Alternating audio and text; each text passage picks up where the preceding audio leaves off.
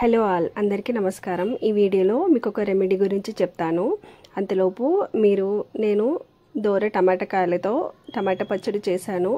చాలా టేస్టీగా ఉంటుంది, ఒకసారి చూడండి, నచ్చితే ట్రై చేయండి।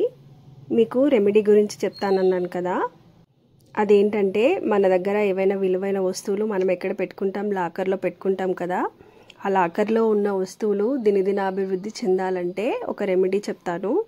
అదేంటంటే ఒక ఎర్రటి రెడ్ కలర్ క్లాత్ తీసుకొని అందులో 5 పసుపు కొమ్ములు, కాస్త ధనియాలు, ఒక 1 రూపీ కాయిన్, ఒకటి గ్రీన్ కలర్లో ఉండే ఇలాచి, అది ఫ్రెష్గా ఉండాలి, ఎండిపోయి ఉండకూడదు। ఇవన్నీ వేసి ఆ రెడ్ కలర్ క్లాత్లో ఒక చిన్న మూటలాగా కట్టుకోవాలి। ఇలా కట్టుకున్న ఈ మూటను ఒక మంచి ముహూర్తంలో, అంటే పంచమి కానీ, దశమి కానీ, ఇంకా ఏకాదశి కానీ, ఇలాంటి తిథులు ఉంటాయి కదా, గురువారం పుష్యమి నక్షత్రం వస్తుంది కదా, అలాంటి రోజుల్లో, లేకపోతే ఏదైనా ఒక మంచి రోజు చూసుకొని, అంటే మండే కానీ, వెడ్నెస్డే కానీ, థర్స్డే కానీ, ఫ్రైడే కానీ, ఎప్పుడైనా సరే ఇలాంటి మంచి రోజు చూసుకొని మన ఇష్ట దైవాన్ని మనసులో తలుచుకుంటూ మనం ఎక్కడైతే ఈ విలువైన వస్తువులు పెడతామో అక్కడ ఈ మూటని పెట్టాలి।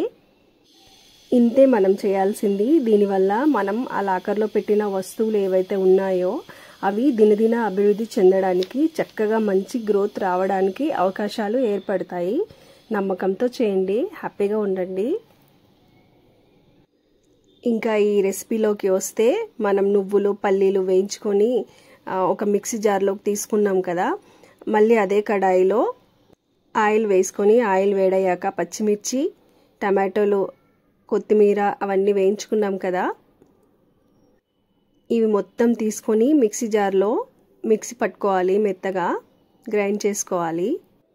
తర్వాత స్టవ్ ఆన్ చేసుకొని ఒక కడాయి పెట్టి, చిన్నది పోపు పెట్టుకోవడానికి, అందులో ఆయిల్ వేసి, ఆయిల్ వేడయ్యాక ఆవాలు చిటపటలాడే వరకు వేయించుకొని, తర్వాత జీలకర్ర, మినపప్పు, శనగపప్పు, కరివేపాకు, కొంచెం పసుపు వేసుకోవాలి। ఇలా పోపు చేసుకున్న తర్వాత మనం ఇందాక మిక్సీ పట్టుకున్నాం కదా, ఆ పచ్చడిలోకి ఈ పోపు కలిపేసుకోవాలి। తర్వాత ఒక ఆనియన్ తీసుకొని చిన్న ముక్కలుగా కట్ చేసుకొని ఈ పచ్చడిలో కలుపుకోవాలి। మనం వేడివేడి అన్నంలోకి నెయ్యి వేసుకొని తినేటప్పుడు ఈ పచ్చి ఉల్లిపాయలు మన పంటికి తగులుతుంటే చాలా బాగుంటుంది। ఎప్పుడైనా జ్వరం వచ్చినప్పుడు నోరు చేదుగా ఉంటుంది కదా, అలాంటప్పుడు ఇలా ట్రై చేసుకొని తినండి, చాలా బాగుంటుంది। Thanks for watching.